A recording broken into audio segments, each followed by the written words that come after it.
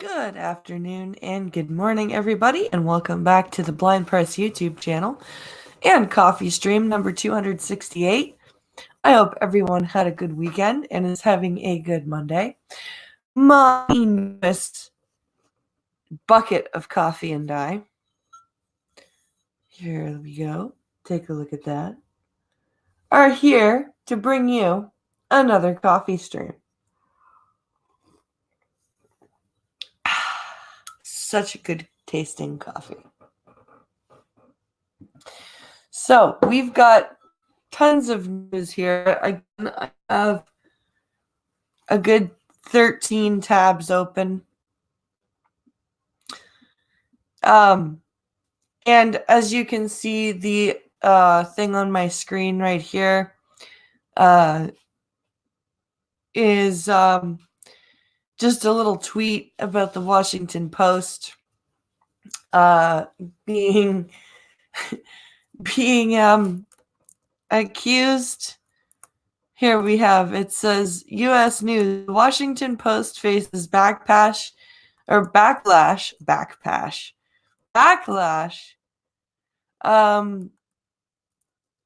over headline over Abu Bakr, over Abu Bakr's obituary.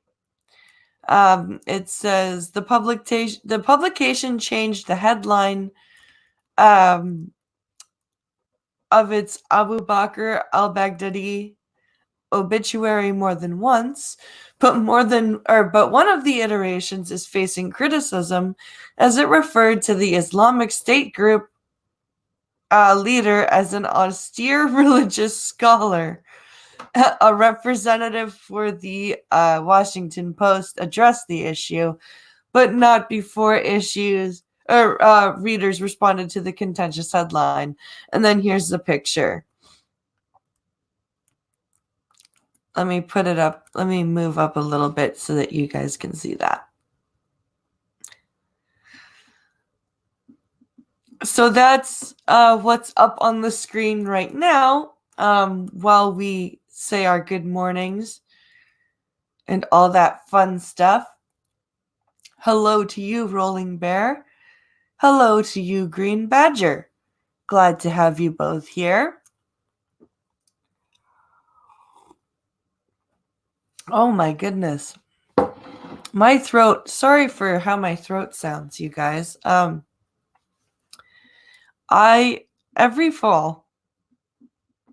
Every fall, it happens without fail, especially if I live in a house with a furnace instead of baseboard heaters. My throat gets ridiculously dry. So I apologize for how crappy my voice sounds right now. Oh my goodness. Before we move on to the news, and Pincolo has sent another article for us in case we run out of articles. So between me, Pincolo, and Gunfox, we have a treasure trove of news today. We'll be fine. Hello, Costin. Glad to have you here. So before we head or go on to the news, please like and share the stream if you haven't already. Who else blames Pincolo? No, it's not Pincolo's fault. So remember, guys, that I do have we do have the GoFundMe up in the description. We are $960 away from the meeting the goal. So if you guys are able to share or donate, that would be amazing. Also, there is a Streamlabs link in the description, but right now the fund would be more helpful. But if you would rather donate to the Streamlabs, that is fine as well. And I will just be putting, right now I'm just holding what's in the Streamlabs in my PayPal, and then I'll just be like transferring a big chunk of it into the GoFundMe savings. So either way, your money is going towards the wedding. Just know that if you donate in Streamlabs, it won't be reflected in the GoFundMe goal because it doesn't go to the GoFundMe account. It goes to the PayPal. Anyway, man, I need another sip of coffee for my throat. Good Lord. I am very croaky this morning. I apologize. So, we have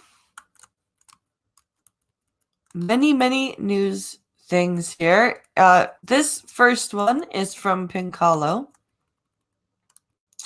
And you guys remember on Friday, I read a short article about the English school board in Montreal filing a lawsuit against the Quebec government for its religious symbols ban, which isn't really a ban. It's a law that says if you are in a position of authority, like a teacher, a judge, a police officer, something along those lines, while you are working, you may not wear your religious attire or symbol.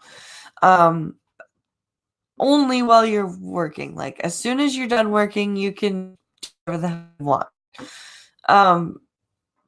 People who are against this bill are insisting that it means that if you are of any religious persuasion, you are banned from being in a position of authority, which is absolute nonsense. Sorry about that. So, this headline says, protesters fighting Quebec's religious symbols ban say they're not giving up. It's not a fucking ban, you retards. So, this is published today, and we have a picture here of a box of buttons, I guess, that are with sayings that denounce Bill 21.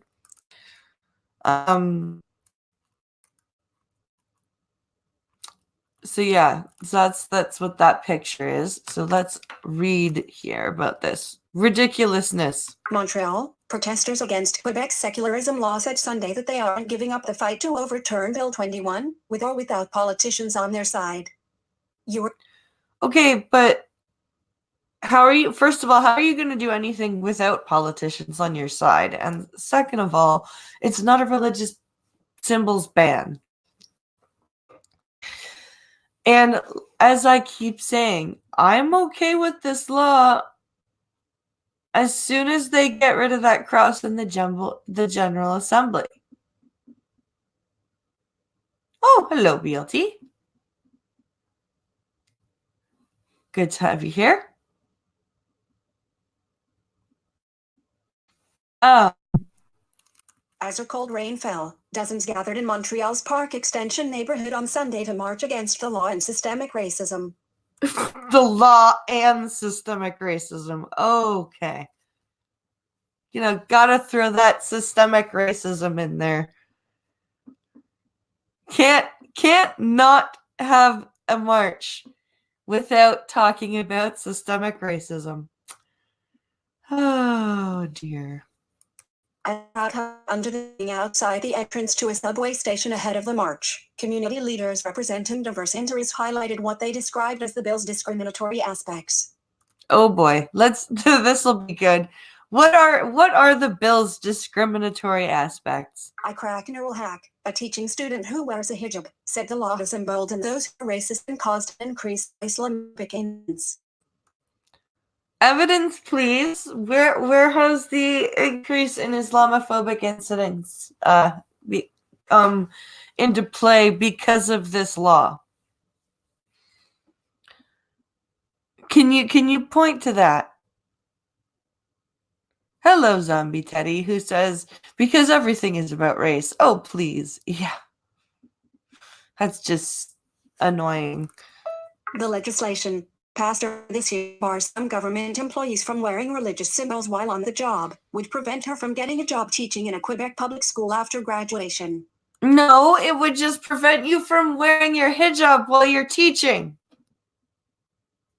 That's all. It would not prevent you from getting a job because you're a Muslim. It would just prevent you from wearing your hijab while you're fucking teaching.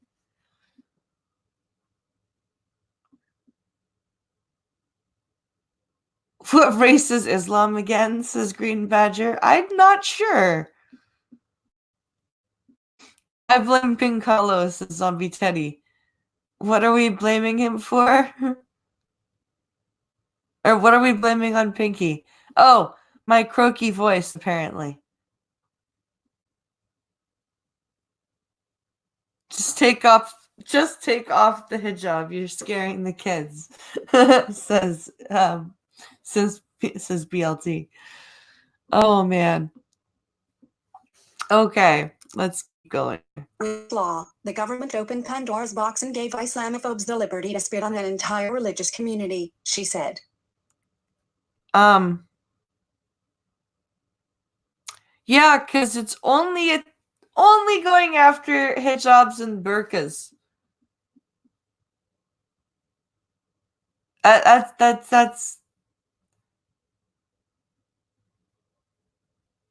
I'm okay with people wearing religious symbols on the job, but I'm not okay with people concealing their faces when dealing with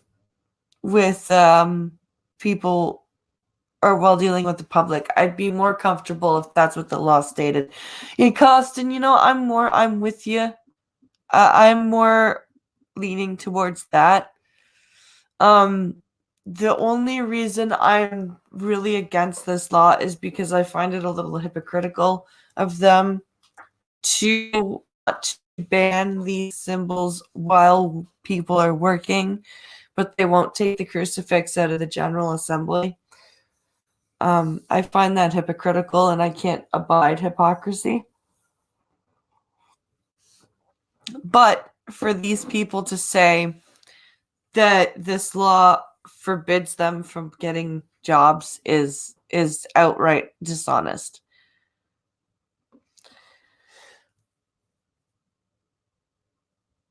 In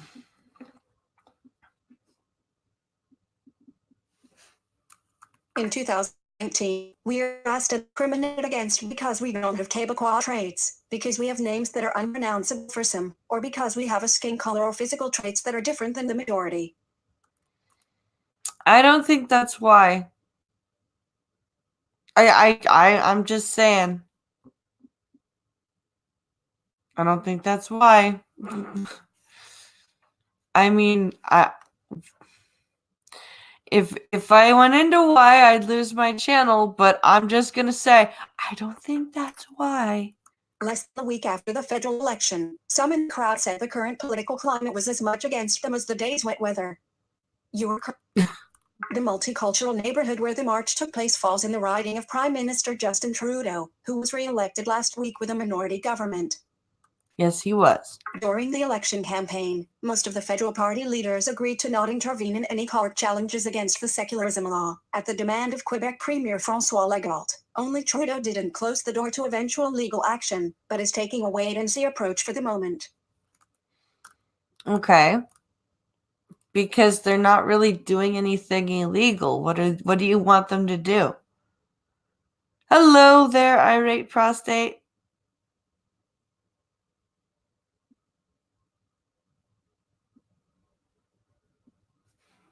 Malika Launis, who attended the march with her daughter, didn't seem to have much faith in politicians. Will Trudeau do something? When he had a majority, he did nothing, she said. Now that he has a minority, I don't know. You were correct. What do you want him to do? Seriously, what do you want him to do? They're not breaking any constitutional laws. I don't know what you want the federal government to do. Amar Zub, the president of the Canadian Muslim Forum, said he felt the federal leaders were sensitive to denouncing the popular law to add the need to get Quebec votes. He believes it's the federal government's role to step in and challenge any law that threatens the human rights of citizens.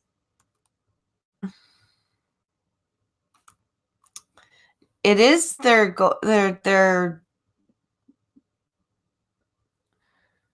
it is their job, but this law is not banning them from wearing religious symbols at all, like entirely.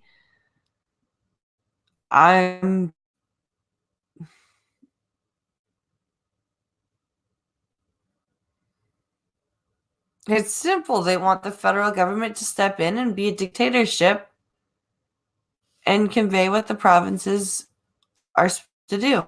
Yeah, honey, you're not wrong. That's exactly what they want. At one point the rhetoric was inclusive, but we have not seen that translated into action yet, he said. All we have seen is good talk. You really you haven't seen any inclusivity from Trudeau's government? Where in the hell have you been in the past 4 years?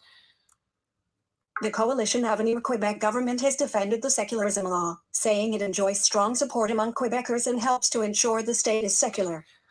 You are currently on a text element inside of web content. To exit, the English Montreal School Board filed a challenge to the law last week, arguing it contravenes the section of the Canadian Charter of Rights and Freedoms that protects minority language education rights, and also has a disproportionate impact on women. How? How does it affect minority language rights?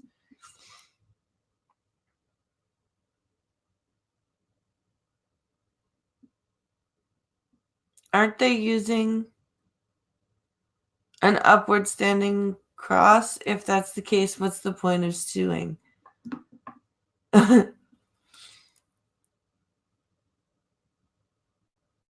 mean, I know religion can mean a lot to someone, but is it really that hard not to wear one, says Mustafa.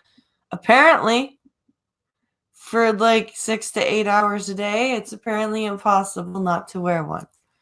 While Bill 21 invokes the Constitution's notwithstanding clause to shield it from charter challenges, the filing argues neither of the charter sections it cites are subject to the clause. Okay. Under what precedent? Could you please cite the precedent that it's not covered under the notwithstanding clause? The National Council of Canadian Muslims and the Canadian Civil Liberties Union, along with Neural Hack, have also filed a challenge of the law and are appealing a recent Quebec Superior Court decision that rejected their request for an immediate stay of some of the law's provisions. So they're going to go to the Supreme Court with this. Okay. Alrighty. I see. Advertisement. Link content information. I see. That's great. Oh boy.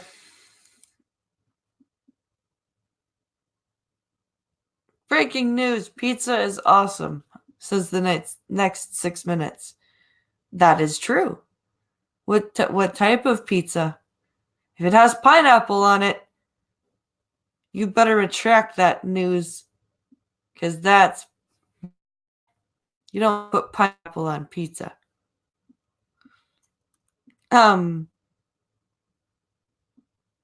So yeah, that's that news. So I know Monkey covered this in his Monkey in the Morning show. So Katie Hill is resigning because she's apparently accused of diddling a staffer and paying him off. So this is her, and Pincalo said that she looks like somebody that pineapple pizza is the greatest invention ever, and I don't care what you said. Use a woman, you don't know anything. To you, Pincalo.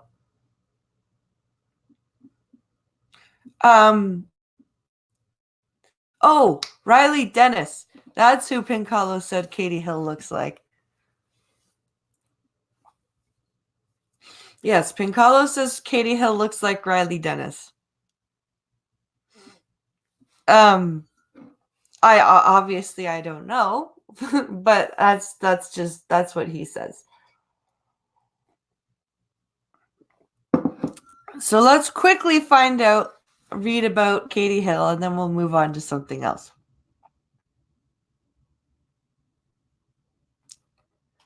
I knew if I listened to blind press, she would say something wrong. Pineapples belong on pizza. No, they don't. They do not belong on pizza, Costin.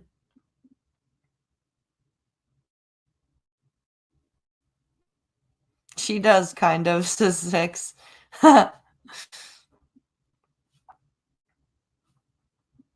Okay, so let's see here. Link. Yes, I understand. I don't care. Here we go. Let's read this quickly here. Freshman Rep Katie Hill is resigning from Congress, facing allegations of inappropriate sexual relationships with staffers in her office and on her congressional campaign. Wait, staffers? Oh, shit. I just thought it was one dude. Okay. So she's quite the little slut. All right, then. It is with a broken heart that today I announce my resignation from Congress. This is the hardest thing I have ever had to do, but I believe it is the best thing for my constituents, my community, and our country, he wrote in Link, a letter. Announcing the news after it was first reported by Politico. Your current... Are you sure that's the hardest thing you've had to do? Because apparently you've done a lot of hard things, and that's why you're resigning.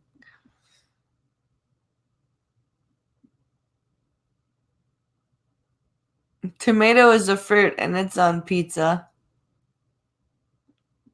What's your point? She a hoe. Yep.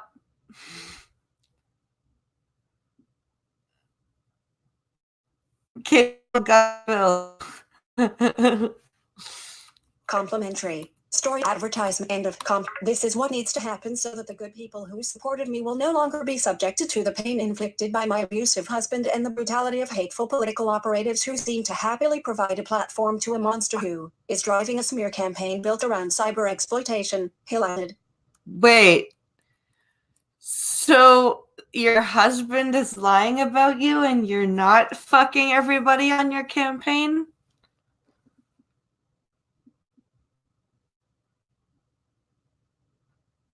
I'm confused. Are you trying to say that you have a malignant narcissist for a husband who's gaslighting you because you're trying to leave? So he's lying about you to your constituents and the political press? Is that really your position here? Because isn't there evidence of you trying to pay them off? Costin, I agree with you. Tomatoes should only be on pizza in the sauce form. Yep. Complimentary. Advertisement end of Hill did not specify a resignation date in her letter, but multiple people with knowledge of her plan said she could step aside as soon as November 1st. Multiple people with knowledge of her plan. Is that a group of family that is related to the source familiar with the matter? The Photoshops are too realistic, says Irate.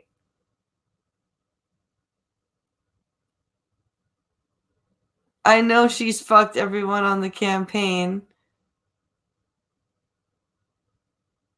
It's just he's known about it and allows it because that's the definition of a cuck. Yeah. Hill's announcement capped a tumultuous 10-day episode that shook the Democratic caucus. Hill was a prominent figure in the historic Democratic freshman class, and her resignation was a blow to the colleagues who defended her as the 10-day episode unfolded. The 10-day episode. What is this? Like a biblical 40 days and 40 nights of flooding and the 10-day episode of the Democratic Congress caucus. Like, oh, wow. Speaker Nancy Pelosi, DCALF, who has taken a hard line in sexual harassment cases, said in a statement that Hill had made the right decision in stepping down. Hill has acknowledged errors in judgment that made her continued service as a member untenable. Pelosi said on Sunday night, "We must ensure a climate of integrity and dignity in the Congress and in all workplaces." Complimentary link. Rep. Katie Hill. Screen name. Oh, it's her Twitter. Okay. Let's just skip past this. All right, here's the rest of the story. Hill was under investigation by the House Ethics Committee for allegations of an improper sexual relationship with a male congressional staffer, a claim she denied. Hill admitted to and apologized for an inappropriate relationship with a female campaign staffer earlier this week. Oh, shit! In a statement earlier this week, Hill blamed the ongoing scandal, which included several nude photos of the lawmaker published in conservative online news outlets, on an abusive husband whom she is in the middle of divorcing. Okay, but you did fuck a chick, so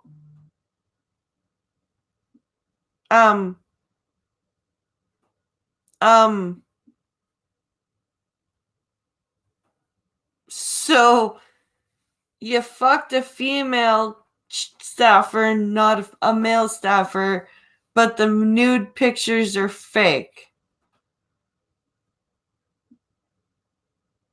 Okay. How does that work? Hello, check your logic. Hello, cynical Lindsay. Compliment story continue. Advertisement group frame.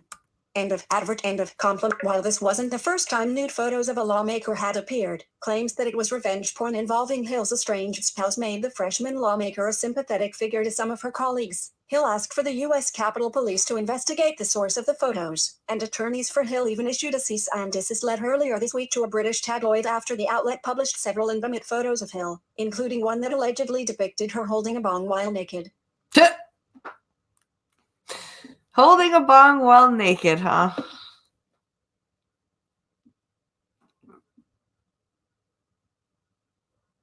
I wonder what her staffers have to say about being diddled, says BLT. Yeah, me too. Sources with knowledge of Hill's resignation said her decision to step down was prompted, in part, by hopes of stemming the flow of embarrassing and defamatory reports that have popped up in multiple outlets, starting with conservative site redstate.org on October 18th. All right then, Red State Archive, is that what that stands for? The outlet accused Hill of having a sexual relationship with her legislative director, Graham Kelly, which the website claimed was uncovered by Hill's husband, Kenny Heslop. Hill vehemently denied the relationship with Kelly, who also worked on her congressional campaign. Hill said the publication of personal and intimate photos was an appalling invasion of my privacy. It is also illegal, and we are currently pursuing all of our available legal options, she added in her resignation letter. However, I know that as long as I am in Congress, we'll live fearful of what might come next and how much it will hurt. You are currently... Okay, I and we. Why do you keep going back and forth between I and we like that? It's a little weird. Pick one. While Hill denied the relationship with her congressional staffer, she issued an apology for having a relationship with a female staffer on her campaign earlier this week. I know that even a consensual relationship with a subordinate is inappropriate, but I still allowed it to happen despite my better judgment, he wrote in a letter to her constituents. So you deny having sex with a male staffer. You deny... Okay, this is kind of strange.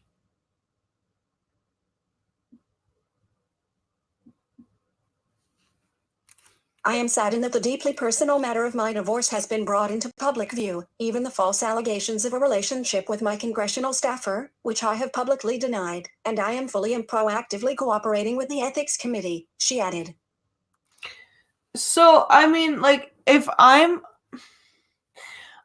Honestly, I'm kind of willing to believe that... Like, I haven't seen the photos or anything like that, but if she's willing to admit that she's been screwing around with a chick,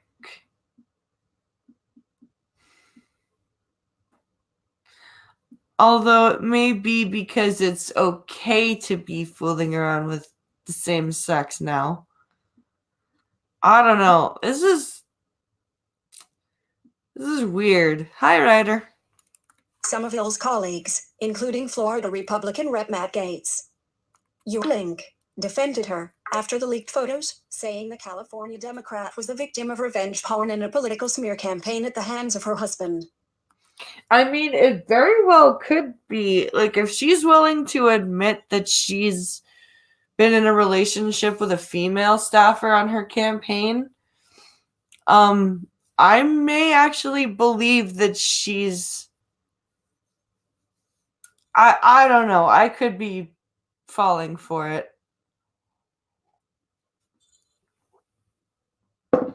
I don't know. Complimentary link. Matt Gaetz. Link. Matt Gaetz. So this Screen is name, his Matt Gaetz. Twitter. You're currently on a link. Shut to up. click this link, press Control Option. We don't need to listen. We don't need to.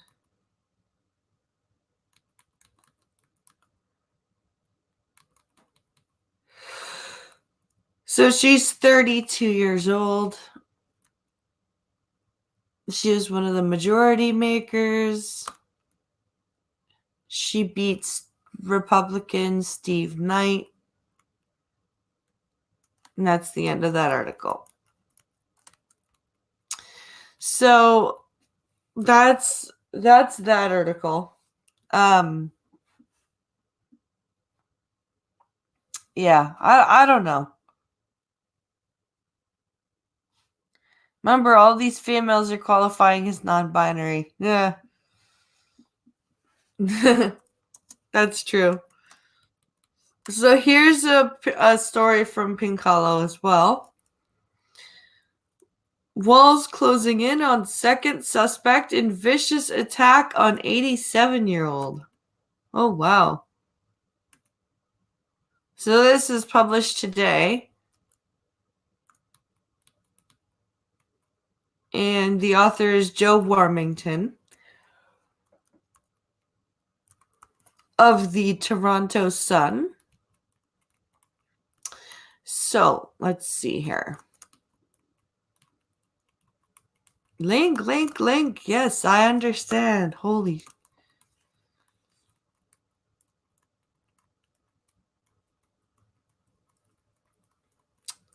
And, of course, while I'm getting through all these links, here's the picture.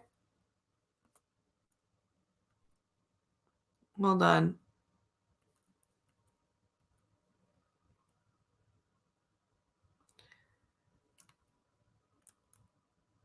There is a picture that... Here. So this is a picture of a suspect who allegedly used a debit card of a mugging victim, an 87-year-old Lily Gibson. So this guy's a piece of shit. Let's see here. Unplug this. End of image. The man who mugged Lily Gibson in the Annex Thanksgiving Day may think he's home free. He may find it noteworthy that Toronto police have not forgotten, but have developed some new leads. You are currently... When you are dealing with an 87-year-old victim, it's kind of like that. Gangsters shooting each other is one thing, but attack a grandmother in the community galvanizes. Yeah. That's not a bad analogy, because it's true. Like, when people go after older people or children, community tends to rally. This investigation is very much active, said Det. Cameron Ross from 14 Division. In fact, some new lanes have been opened up. There is a new twist to the whole sinister crime. Story continues below. Oh, okay. Frame. A Come next on. mugging victim, Lily Gibson, 87, at her home in Toronto, on Wednesday, October 16th. So this is a picture of 2019. Lily. TS 20 million one. A next mugging end of Anek. It seems police have identified a second suspect. This person did not partake directly in the sneak attack on Gibson, but was a financial beneficiary of the crime itself. Oh, okay. So the guy using using her debit card is not an actual physical participant in the mugging, but he has the debit card. Okay. Within minutes, this person had the victim's credit card and was able to use it in several locations before it was cancelled, said Gibson. That's unfortunate. One of the places he used the stolen credit card was at the Rexall Pharmacy on Bloor Street W in Brunswick Ave. Okay. The good news for him is they sell gift cards to allow for more purchases once the credit is deactivated. YouTube. The bad news is they have cameras inside and out. You are currently at YouTube video player frame. What's this video? In link. Photo image of. Link. Photo image heading level 2. Link. Toronto Sun. Heading level 3. Link. Violent and ex-mugging. Just anger. No fear for 87-year-old victim. Oh, this is the news report. Okay. Out of YouTube. The bad news is they have security images show him wearing a blue jacket with a hoodie over what looks like a toque. You mean a toque? Voiceover. A toque. He appears to be dressed in green sweatpants, white-skinned with a mustache and stocky build. An image released by Toronto police of a suspect in a theft and assault of a senior on Monday, October 14th. So this is what he looks like from the security images. An image released by Toronto. An image end of the sneak attack. Alleged mugger was wearing a dark-colored combined with red sweatshirt with a hoodie. He appears to be a black. A dark-colored what? End of the sneak attack. Alleged mugger was wearing a dark-colored combined with red. A dark-colored combined with a red sweatshirt with a hoodie. He appears to be a black male with a thin build. Come on, Joe. Wormington, you're usually much better at this. A dark-colored with a red hoodie. Okay. We believe they know each other, said Rass. Well, probably. This means if police can get a tip on one, perhaps there could be a tip soon after on the other. They would like to apprehend them before any more seniors are targeted. Related links. So that's that article with some glaring. Like, what a spot to screw up, right? You're trying to describe a mugger who could possibly be attacking other seniors, and you completely miss a dark-colored what? Jacket? Hat? Pants? Balaclava? Like, what? A dark-colored what?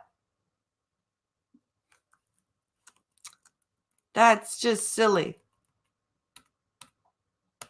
So we have one more article before we get to our titular article, and then we have some more articles after that. And I have 2 science-y articles to end with today, so that'll be fun. At least they had a picture of the mugger, said Jeff Fader. Yeah. But they said dark-colored, and then said red hoodie, and then said that he was black with a thin build. Honey. So they said he was black.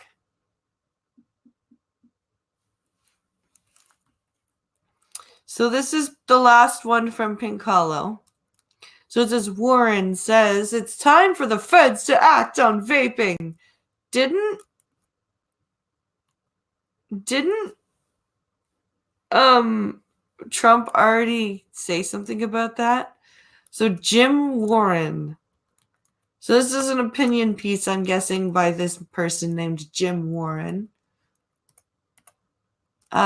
Again from the Toronto Sun, I believe.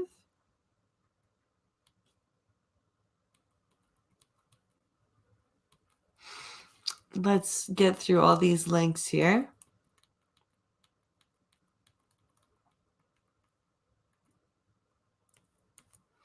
All right. All right, I'm just going to take a quick sip of coffee.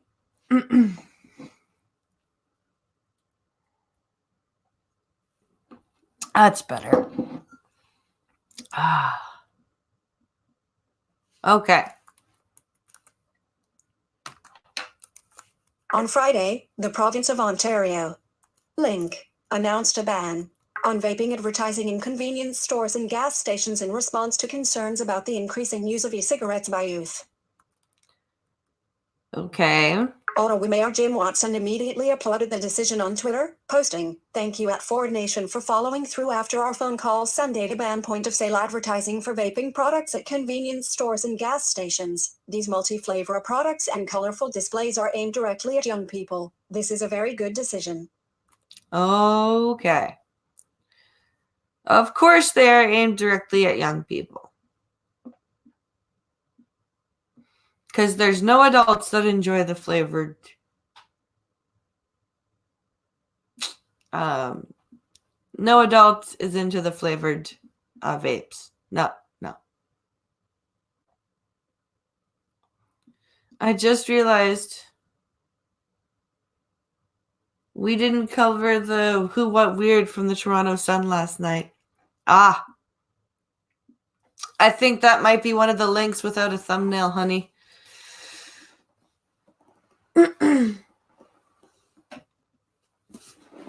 All right. Link. Jim Watson. Link. Thank you. Link. For follow. Link. Sorry.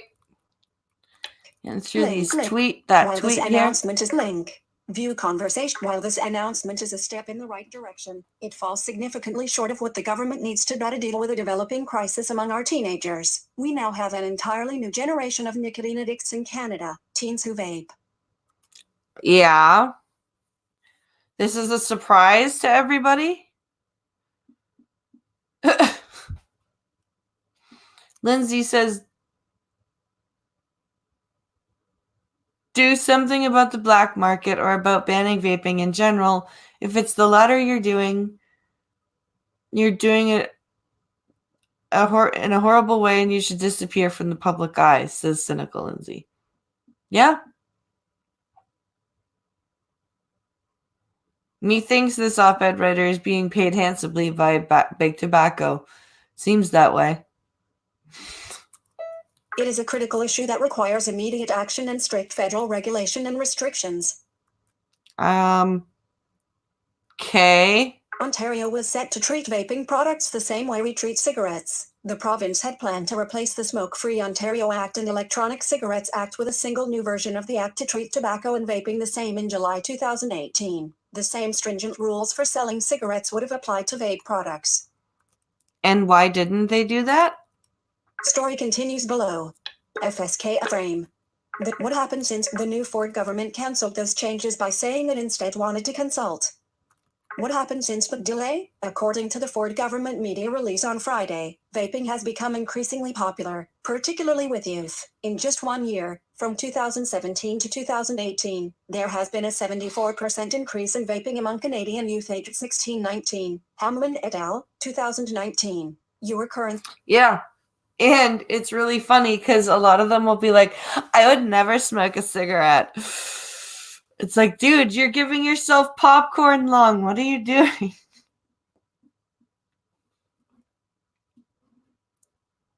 These anti-smoking / anti-vaping nut jobs give me a headache, says Lindsay.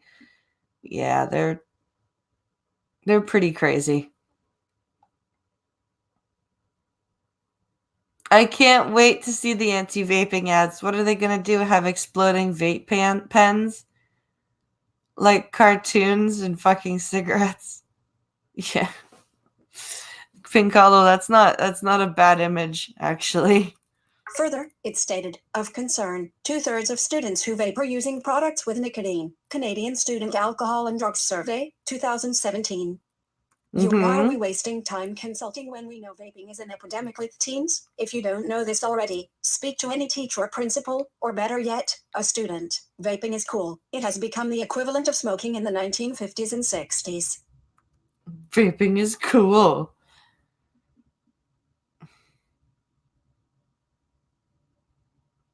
The chemical that causes popcorn lung has been removed from vape products, from my understanding.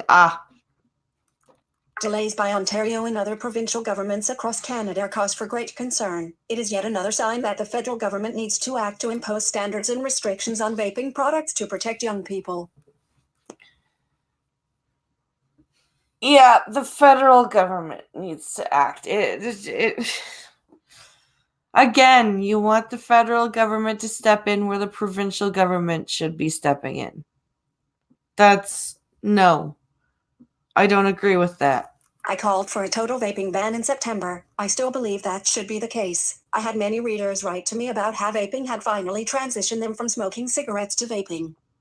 There is a false narrative that vaping helps people quit smoking, which leads to a healthier society. How is it? Okay. But if it helps people quit smoking, how is that a false narrative?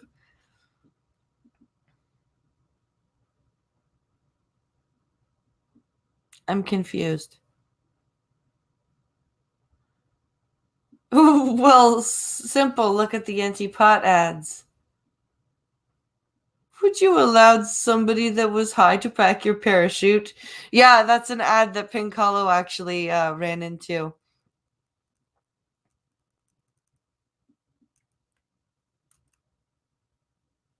Maniac Man says, smoking regular cigs still looks 10 times cooler.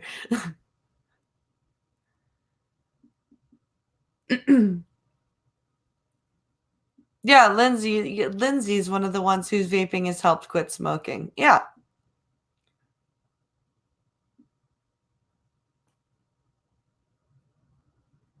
No, I don't actually think smoking is cool, says Maniac Man. I know. YouTube, even if you were to accept the idea that some people quit smoking by vaping, the cost to society of the millions of young people who have become nicotine addicts from vaping products far outweighs any benefits to people who stop smoking. Would you rather those young people pick up cigarettes instead? First, there are many other ways to quit smoking, and these methods do not entice others to become nicotine addicts. They also do not come in gummy bear flavors, nor are they targeted on social media or teenagers. Okay, because again, I'm going to say this. Only kids like the candy flavors. Second, vaping still hurts you. By trading smoking for vaping, you have replaced something we know will kill you with a product we are learning that harms you. Third, many people asked why I didn't call for a smoking ban. I have, many times since 2015. No, you don't get to be a nanny state. If people want to put stuff into their lungs, that's their business. Smoking and vaping are all about making you an addict so other people can make money from you. They are terrible addictions and we need to prevent new people from becoming addicted. No, you need to let people alone. On October 11th, Health Canada issued a news release stating the following. The Government of Canada also remains deeply concerned by the increase in vaping reported among Canadian youth. Health Canada has taken a number of steps to address the rise of vaping in Canada and the risk that it poses to youth, such as consulting on additional regulatory measures targeting promotion to youth, packaging, and flavors, as well as compliance and enforcement, public awareness and youth education. So, talk.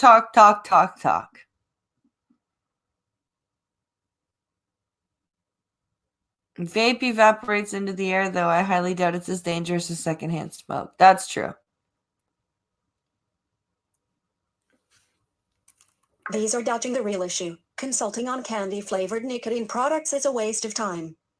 We have a crisis. It impacts the most vulnerable people we value and need the most, our kids. We need our Prime Minister and the opposition leaders to act now. You are currently... Oh, boy. Why is it that in this day and age, people are insisting on a nanny state? I don't understand this need for a nanny state. I just don't. It drives me slightly insane.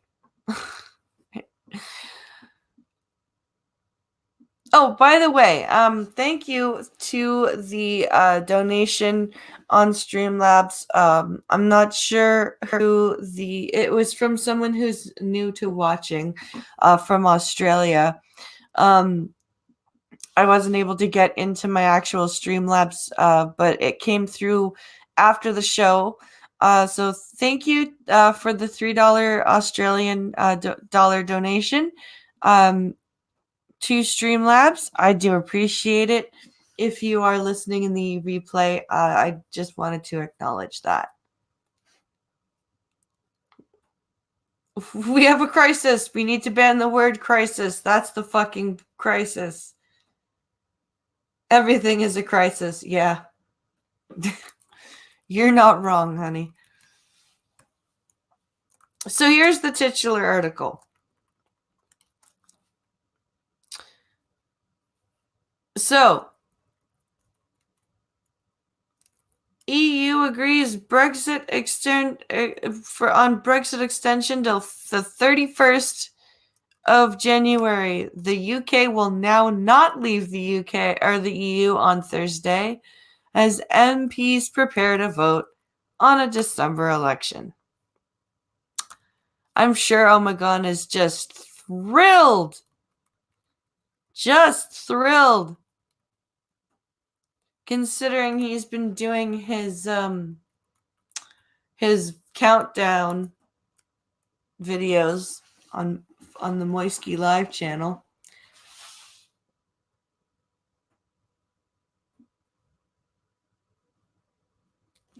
So, here we go. EU ambassadors have agreed to delay Brexit, but will not make a decision on a new deadline date until next week. Oh boy. The European Commission said work on this would continue in the coming days. What are you doing, Boris? How many Australian dollar dues? 3.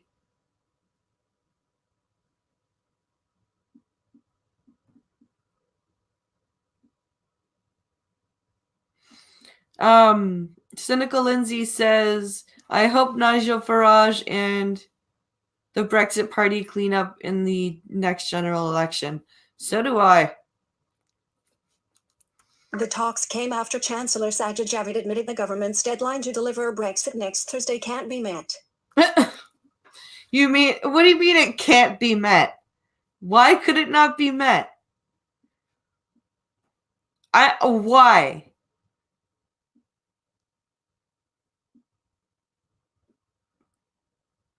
Because you guys were scared? I'm... Boris Johnson said he was waiting for the EU to decide what they want to do. Why? Boris, why? Come on. Just do it. Just fucking do it, Boris. Oh my God.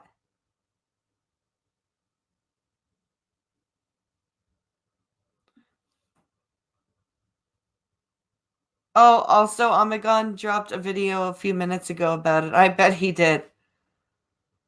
All we need to do is to leave with no deal, says Jeff Vader. Yes! This is insane. MPs are expected on Monday to consider the Prime Minister's call for an early general election.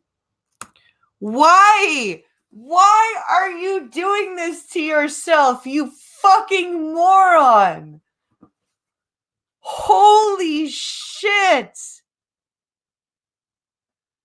Holy shit, you may as well just hand the parliament over on a platter.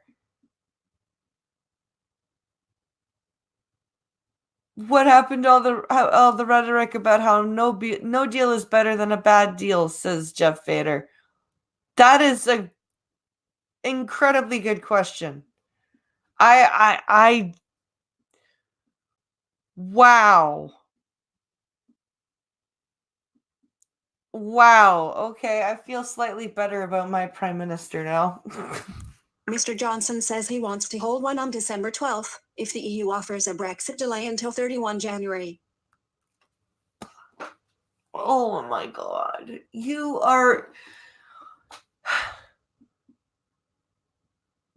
may as well just start giving away all your possessions, because you've just committed political suicide, my friend. But the chances of enough MPs backing the motion, which requires the support of 2/3 of the House of Commons, appear uncertain, with Labour not committing to how it plans to vote. List 3 items. Black link, end of list. Leader Jeremy Corbyn said he was only prepared to agree to an election once the PM had completely ruled out to my satisfaction the possibility of a no-deal Brexit. My position is we've got to get no deal taken off the table first. Of course your position is we've got to get no deal taken off the table first. Link. He told ITV's This Morning programme.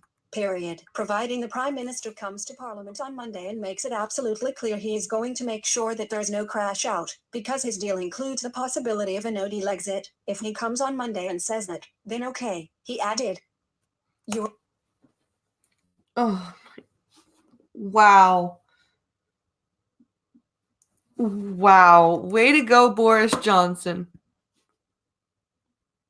You have just enormously screwed up. Media caption Sir John Curtis, page 7 Sir John Curtis, we'll go out for Christmas. Media Sir John end of meet Mr. Johnson has said his preferred option is a short Brexit postponement to say to 15 or November 30th. Or you could have done it on Thursday. Following the Brussels meeting, he again urged Mr. Corbyn to vote for a snap poll, calling on him to man up and agree to his election proposal. You're talking about manning up. You, Boris Johnson, after what you just pulled, are talking about manning up. Really? At least you know what to expect with Trudeau. Boris Johnson just up and pulled a Benedict Arnold on the people, says cynical Lindsay. No kidding. This is bad. Holy shit. Nobody will believe that the Labour Party is really going to allow Brexit to happen unless there is a deadline of an election on December 12th, he said. Nobody's going to believe that you're going to allow Brexit to happen now, you freaking... Oh, wow. On Thursday, the government had appeared to threaten a halt to all but essential Commons business if Parliament refused to vote for an election. However, on Friday a Downing Street spokesperson said that this would only apply to Brexit legislation, and that otherwise the Prime Minister would continue pursuing his dynamic and ambitious domestic agenda with full vigour even if MPs do not vote for an election. And nobody's going to do anything for you now. Nobody's going to believe anything you say.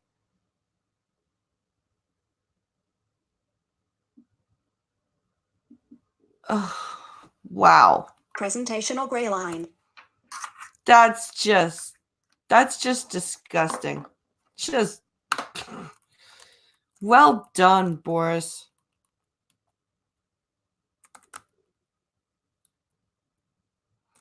So we have about half an hour to go. So we're gonna do the California fires, and we're not gonna talk about the serial rapist. Gunfox gave me a serial rapist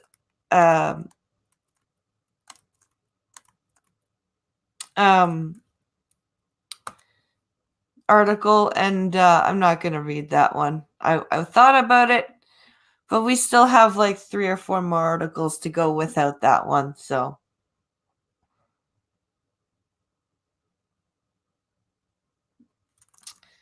So this says California fires emergency declared statewide, and this is 52 minutes ago. So let's see here. Okay. Californian Governor Gavin Newsom has declared a statewide emergency as wildfires, whipped up by fierce winds, continue to sweep through the area. Well, it's that time of year. Some 180,000 people have been ordered to leave homes, with roads around Santa Rosa north of San Francisco packed with cars as people tried to flee. Tens of thousands of homes are under threat from the wildfires. That's not good. The biggest blackouts in the state's history have already left 1 million people without electricity. Oh, wow. Is that why there's been power loss? Because of the fires? Power companies are trying to stop damaged cables from triggering new fires. Okay, so they're preemptively shutting off power to keep electricity from sparking. Okay. Another 1 million people have been told they could lose supplies. Heading level 2. What area is being evacuated? The main evacuation order encompasses a huge area of Sonoma County, including Santa Rosa. All right. Sonoma has been ravaged by the Kincaid Fire, which ignited last Wednesday and has burned through 50,000 acres, 20,200 hectares, of land, fanned by high winds that have brought gusts of more than 102 miles per hour, 164 km/h. Jesus Christ. Well, I hope nobody who watches this stream lives in Sonoma County. And if you do, please, for the love of God, be careful. Some 3,000 people are fighting fires which have destroyed or damaged about 400 buildings. You are currently on image caption cars filled Highway 101 at Wynn. So this is a picture of the Highway 101.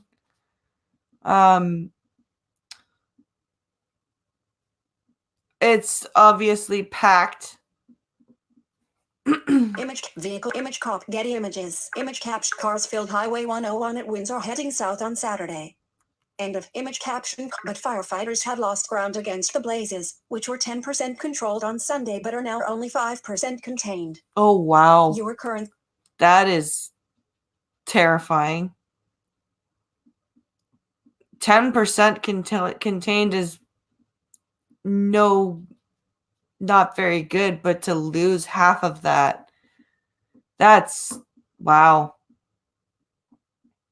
That's pretty terrifying.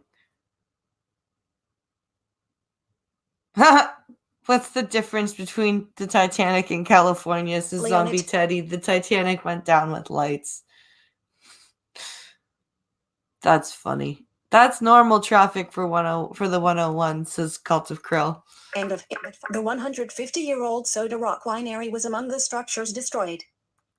There are fears the blazes could cross the 101 highway and enter areas that have not seen wildfires since the 1940s. Well, that would be crappy.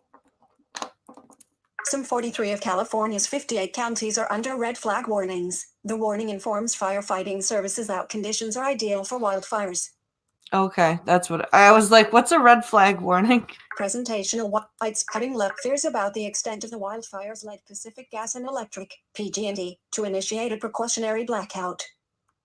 And that's what, because I did hear some people saying that there was a blackout going on in California, and I didn't know why.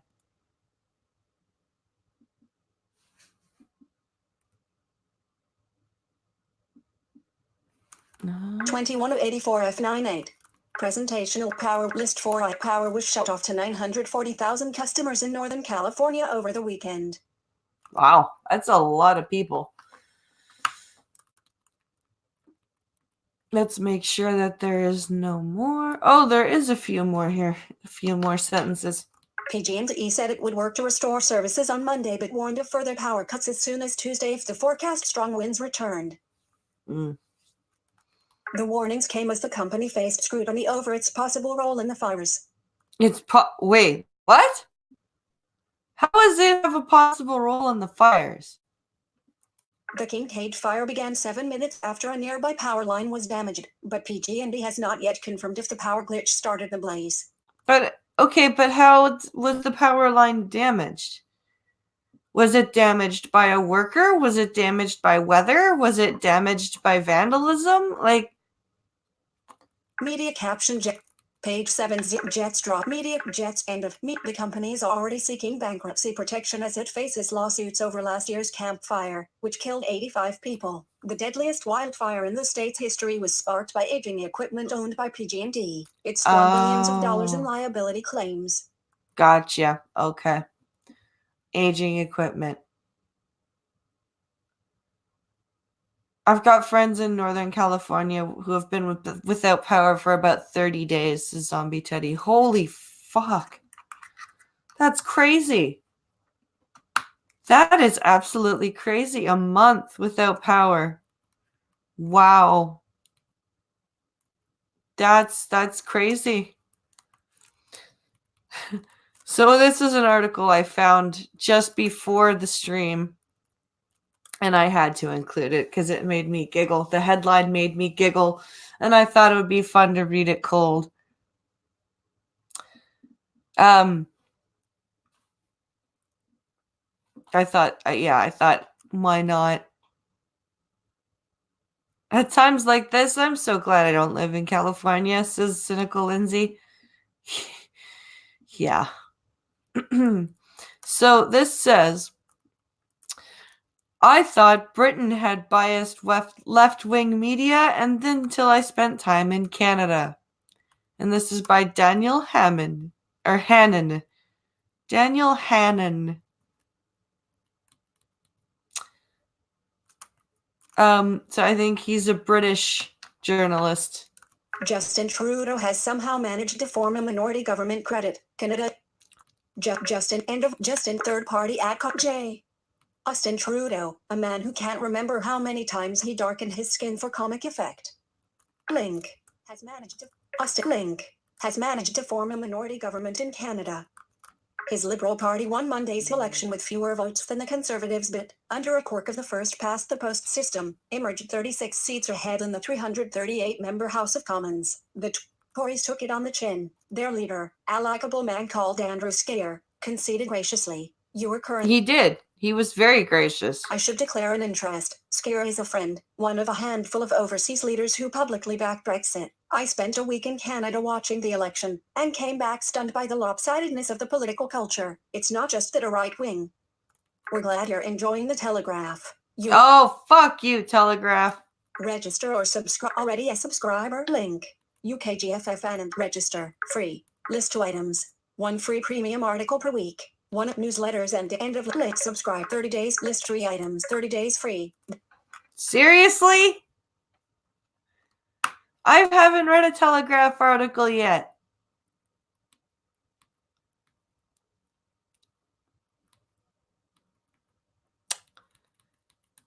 Boo! I wanted to read this article. I wanted to hear a British journalist trash our journalists. I'm sad.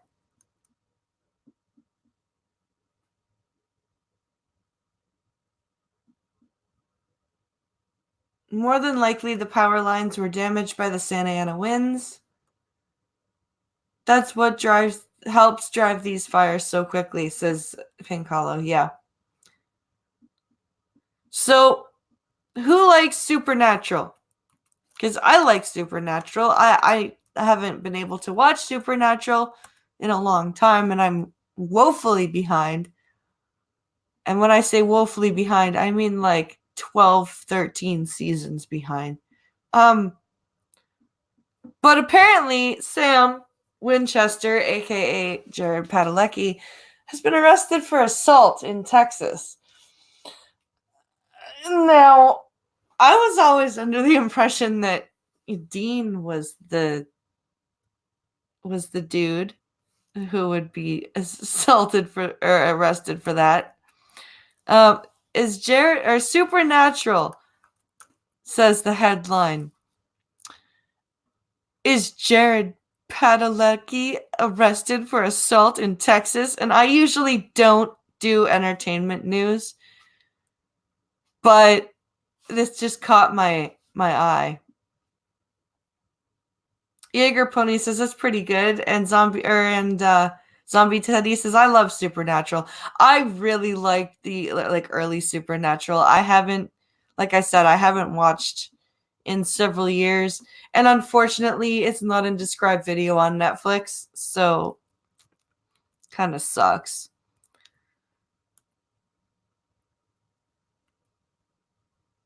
So let's see here. Link. Jared Padalecki, one of the leading stars of the popular series Supernatural, was arrested early Sunday morning after allegedly striking two people while visiting a bar in his native Texas. Alrighty then. I wonder if he was drunk. The 37-year-old actor was arrested and booked into a jail in Austin around 4:30 a.m. and released in the mid-afternoon after posting bail, according to Link. TMZ. TMZ, of course. The star allegedly struck a bartender in the face while outside of the Stereotype Lounge. The outlet said a friend brought Padalecki outside to try to calm him down, after which the actor put the pal in a headlock. So he was super drunk. I have all but the last season on DVD, says Zombie Teddy. Ah. I watched the first season. I really liked what I saw in it, but I just don't have time to binge it, given that it's 15 seasons long. Yeah, Lindsay, I feel you. TMZ said that Padalecki also got into a confrontation with the bar's general manager and struck him in the face as well. Police were called in when they arrived. The actor showed them a wad of cash, the outlet reported. TMZ posted several videos of Padalecki during some of the reported events. Oh. Padalecki was arrested for 2 counts of assault and 1 count of public intoxication, the outlet said. A court date has not been made public. Come on, dude. Don't do that. Don't be like that. Link. A salute to over a decade's worth of RS300X heading level. Link. A salute to over heading level 2. Photos. So I think that's the end of that. It was just a quick little blurb. Oh. So it says Padalecki has not yet addressed. E! News has also reached out to the actor's rep for comment. Yeah.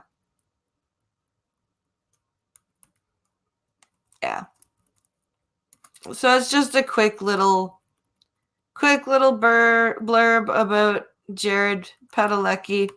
So now we're going to move on to our sciencey news. Since it's 11 after 1, and we have 2 sciencey articles today.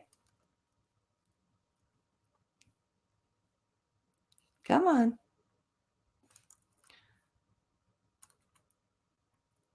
So here we go. Humans survive extinction level asteroid event that sparked wildfires and ice age 12,800 years ago, scientists reveal.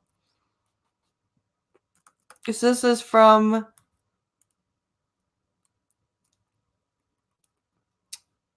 let's see. The Sun, I believe. This is the article. 2000. Early humans managed to survive an extinction-level asteroid strike, according to new research. Growing evidence suggests that a brief ice age period 12,800 years ago, which wiped out a number of species, was actually caused by a comet or asteroid impact. Yeah, I've been familiar with this theory actually for a few years. I wonder what research confirmed it. Link image. The ancient time period is known as the Younger Dryas, but a lot of scientists believed for years that it was triggered by a huge North American glacier flowing into the North Atlantic Ocean and messing up the climate. However, a recent study of a newly discovered impact crater in Greenland has found evidence of regional large-scale wildfires dating back to the time period. Oh. University of South Carolina archaeologist Christopher Moore, who led the study, said, "These kinds of things in science sometimes take a really long time to gain widespread acceptance." Well, look how long it took for the dinosaur impact event to be confirmed. There's actually a book that Alex has from his school library, and I'm sure you all remember it. It's the Looking at Dinosaurs book from the 80s. And it at the end of it talks about how they died and why they died. And in that book, they still are postulating different theories at that point, right? And because it took until almost 2000 to confirm that it was in fact an asteroid strike.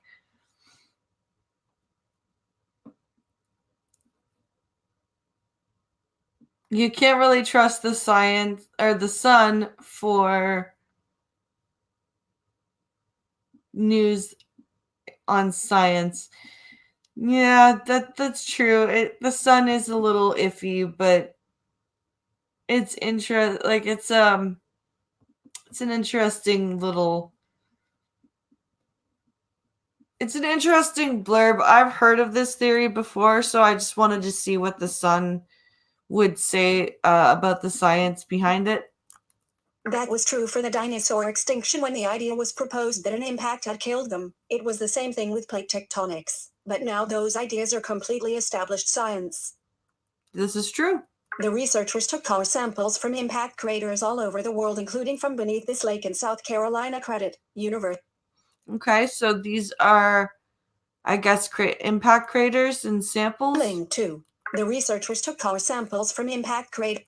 The evidence included high levels of 12,800-year-old iridium, a chemical element that was present in huge quantities in the dinosaur-killing asteroid 65 million years ago. Mm-hmm.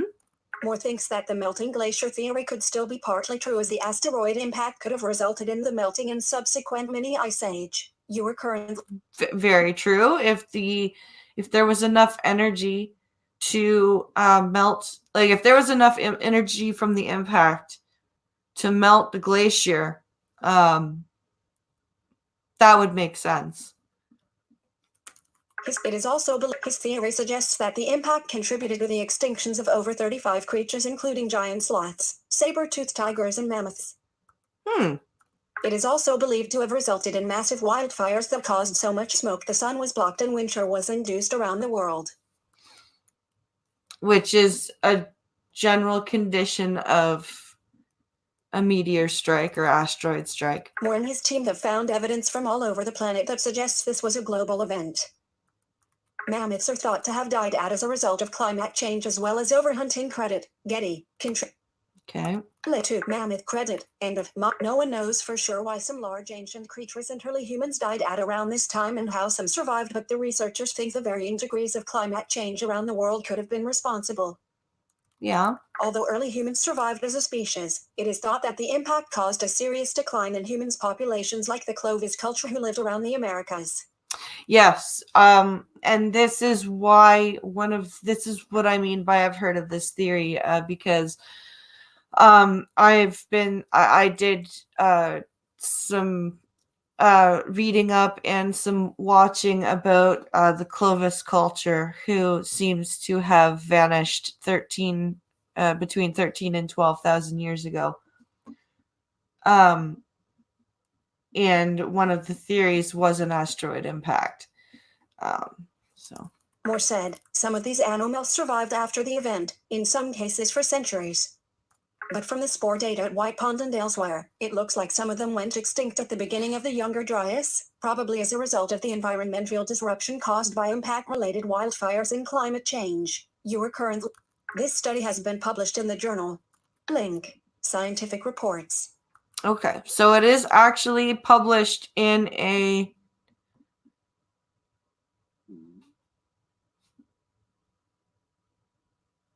It's when all the prehistoric vegans died.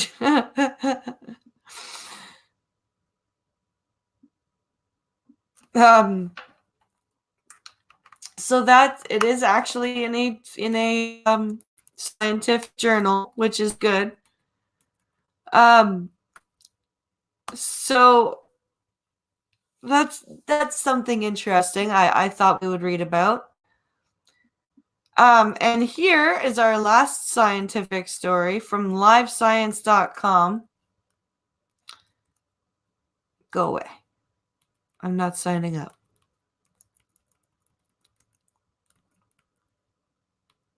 Close. I'm not joining live science. Come on. Come on. Behave. Oh, I think it put me. Okay. So this is where, yeah, it put me beneath the story. So let me just attempt to get above all of these related stories because, God forbid things actually behave for me.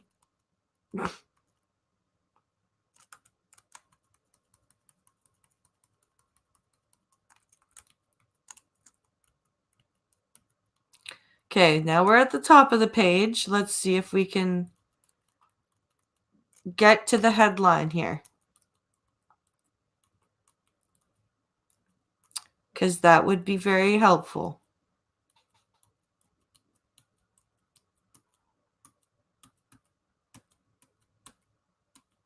Here we go. Okay, so human-sized blob drifts by divers, and it's packed with hundreds of thousands of baby squid.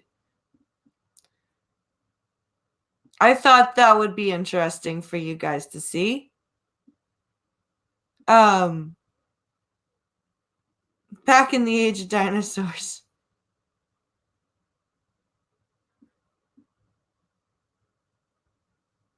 All you Twitch sounding thoughts got trolled big time.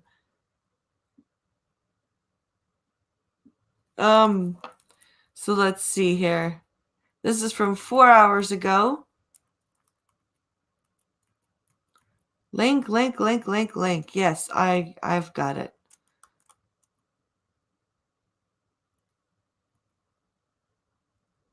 Let's see. So this is from Swimming Next to Giant Squid. So let's see here.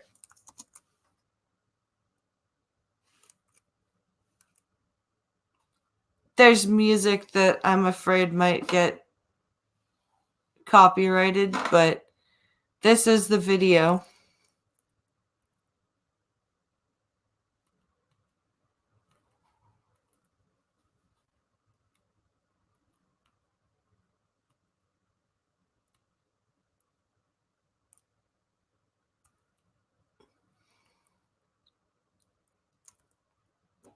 So yeah, they're just swimming by these squids.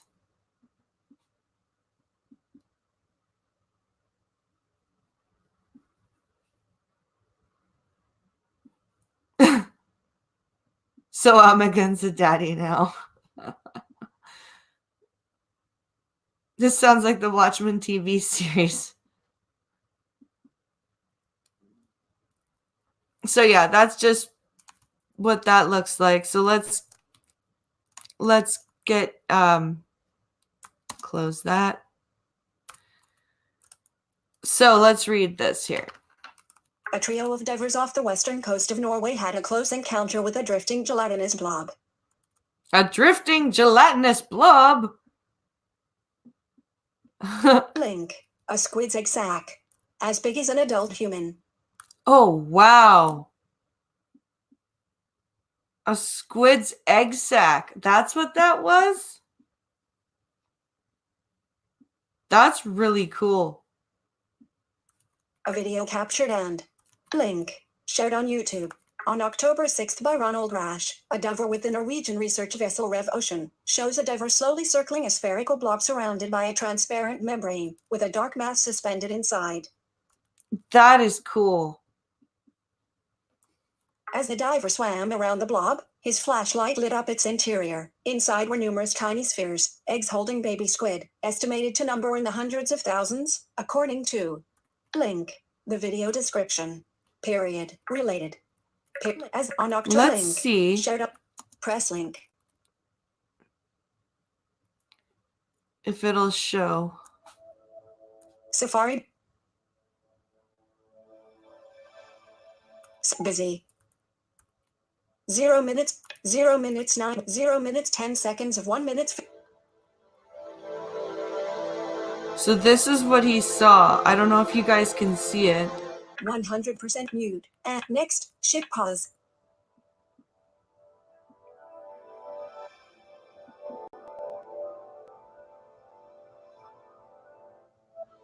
There's obviously no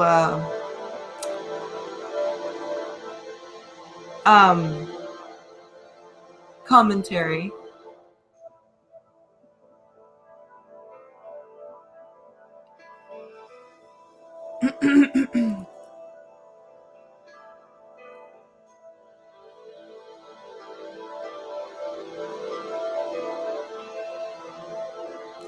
Press So yeah, that's what the diver saw.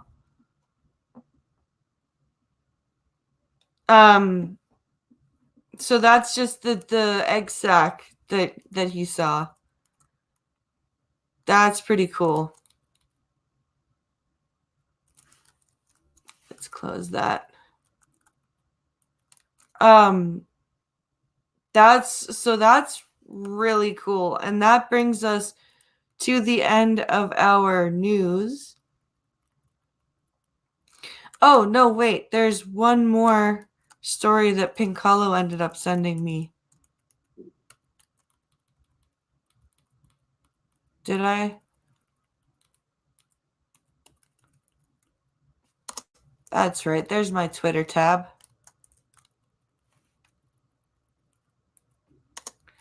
There be my tab of Twitter.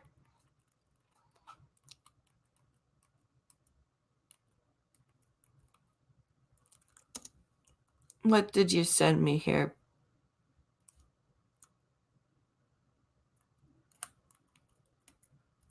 Let's do this one. Because it has a thumbnail that I can click on. This will be our last story really quick. Because we still have a bit of time.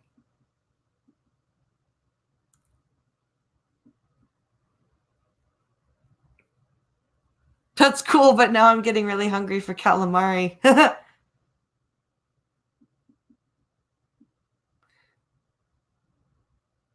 In Japan, you don't eat squid. Squid eat you. That's true.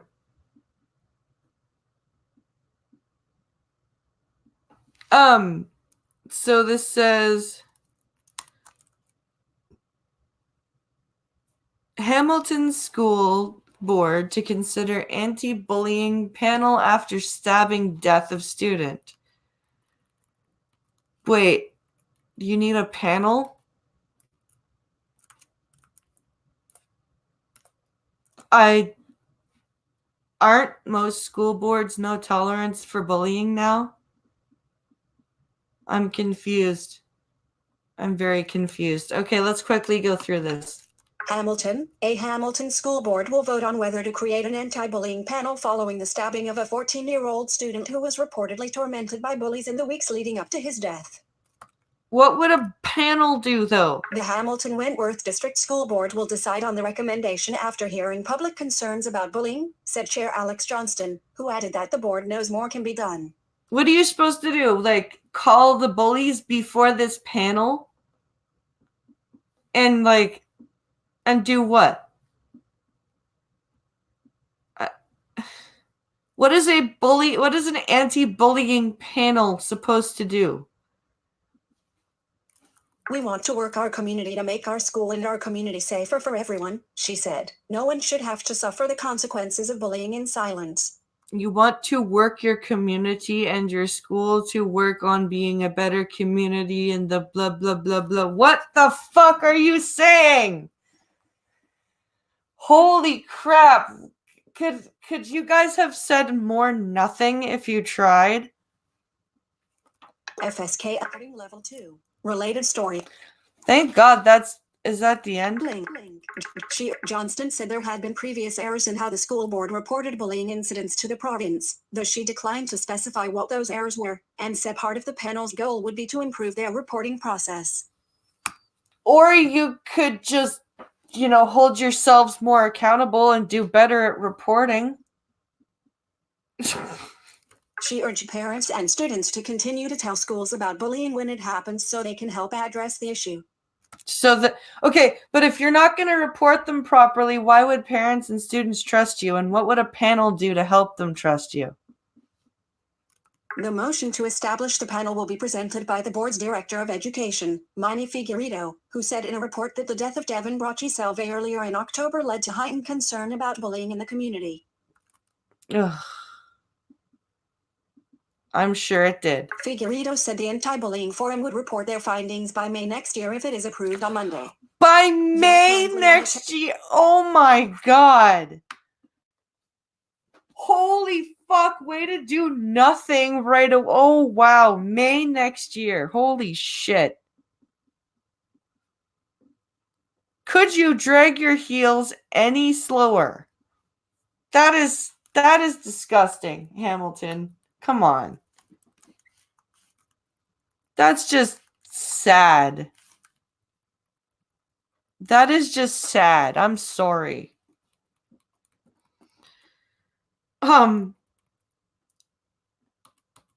No, that's unacceptable. And on that, my friends, let me see if you guys have said anything here. No messages. So my friends, you have come to the end of another coffee stream, and I hope you've enjoyed yourselves. I hope you'll come back tomorrow at noon Eastern for another one. And remember, I'm looking for a guest for this Friday.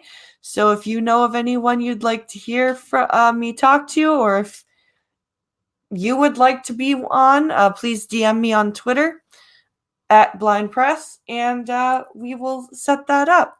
I hope everyone had a good time. I hope everyone has a great rest of their day. And we will be back tomorrow at noon Eastern for another coffee stream. Thank you so much for watching and chatting with me, guys. We'll see you tomorrow.